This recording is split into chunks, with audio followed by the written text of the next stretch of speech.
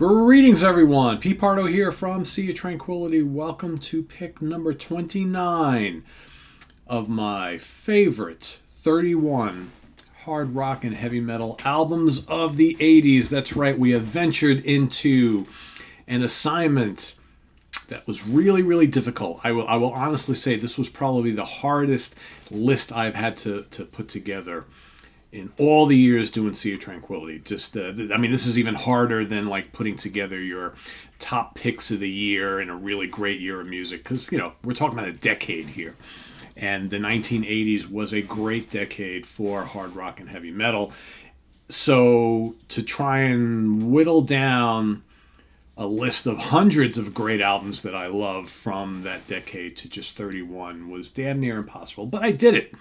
And I think I'm pretty happy with my list. Am I unhappy with having to leave out so many other great albums that couldn't make the cut of 31? Yes, that will forever be lamenting, right? Because you feel really bad that an album that you love just can't quite make it, that you're not going to talk about it in this series. But that's the way it is. You only have 31 slots, even though you might have 300 candidates or more. I stopped listing them after a while. I have a master sheet that's got like tons and tons of great albums that I love that just didn't make the cut. That's the way it is, right? So today we're going to take a look at an album that was released October 15th, 1983. It was right at the beginning of my senior year in high school. I graduated in spring of 1984, and I remember it like it was yesterday when this album came out. I was sitting in guitar class. I had a guitar class with like first thing in the morning, 2 days a week or something like that. It was right at the beginning of the semester. And I remember there was this young kid who moved into the neighborhood who was in my guitar class, and I had seen and started chatting with from time to time. He was in my guitar class along with a bunch of other guys that I knew very well. This guy's name was Chris Caffrey. Yes, that Chris Caffrey from Sabotage and Trans-Siberian Orchestra. Chris and I went to high school together and became fast friends in 1983 going into 1984 and all the years since. It's hard to believe I know Chris just about 40 years now. And I remember a bunch of us talking about this new album from this band called Alcatraz.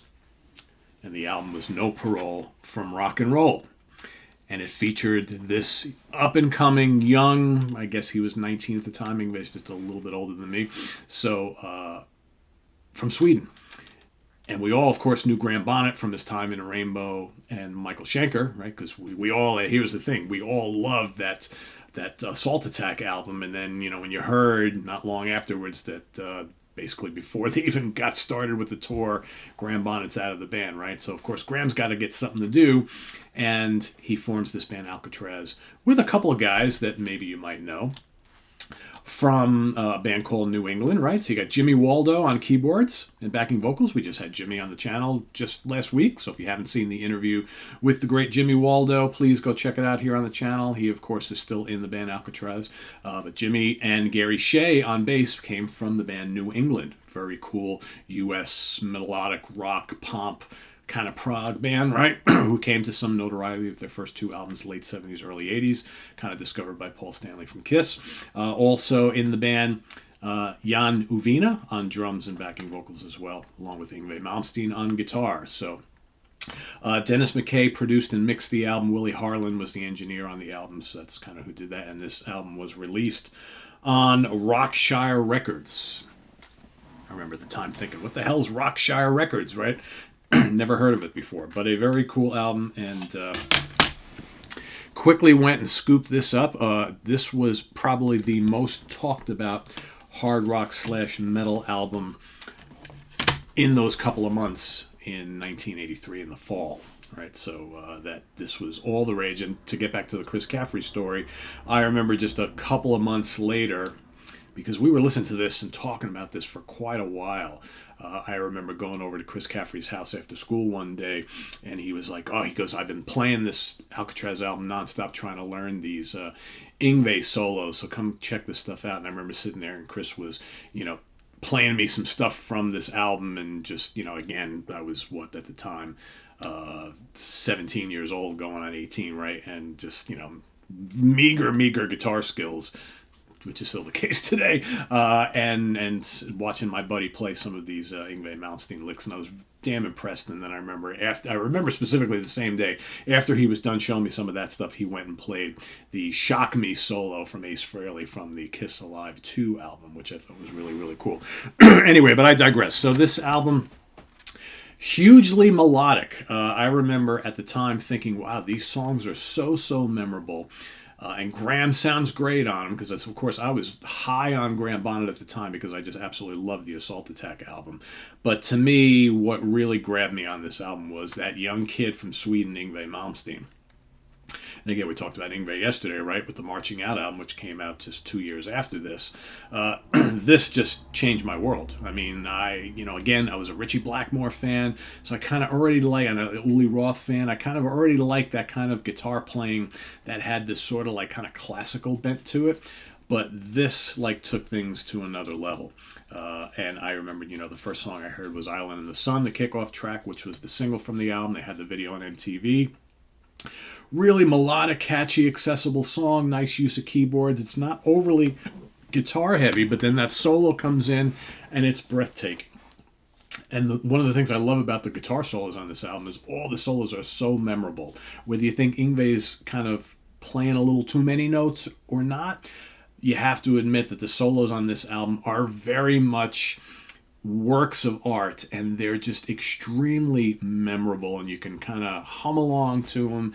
And Island in the Sun has a great solo. We've got General Hospital, more of a driving rocker. And this album, they've always called Alcatraz a heavy metal band. They're much more melodic than just a straight heavy metal band. Excuse me. I think a lot of what's on this album is just really good metallic hard rock, right? Neoclassical hard rock, but you could call it metal. Jet to Jet, another fast-paced track like that quite a bit. One of my favorite songs is Hiroshima Mon Amour. That's a little bit heavier. Great riff from Yngwie. Yngwie delivers some really good riffs on this album. I've never really thought of him as more of a riff guy, but he has a handful of albums, I think, that really... where he seems like he really put some thought into the riffs, not as, sometimes it seems like it's all about the solos, right? Here, a lot of good riffs. Krina Kori is another great one that's a little bit of a longer song. It's kind of like a driving rainbowish rocker. Something like that could have fit on Down to Earth, I think, from Rainbow. One of the longer songs, and a mercurial explosive guitar solo as well. And then over on side 2, you get the little instrumental Incubus, which is really cool. Of course, they had to give Yngwie a little moment to shine all by himself. Then you got Too Young to Die, Too Drunk to Live, another good anthem on the album. You got Bigfoot, which is kind of playful, kind of riffy, cool little song. Star Car Lane, that's a really accessible, catchy song. That, to me...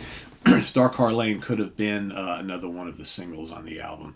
It's just really memorable, really catchy. And then you have the emotional, kind of poignant, more of a ballady type of track called Suffer Me, which has a great Graham Bonnet vocal and a really cool kind of bluesier solo from Yngwie. So really good stuff. Great album, I think. It still holds up really well to this day. I mean, I still listen to this album fairly regularly. And it's, to me, one of the unsung gems of the 80s.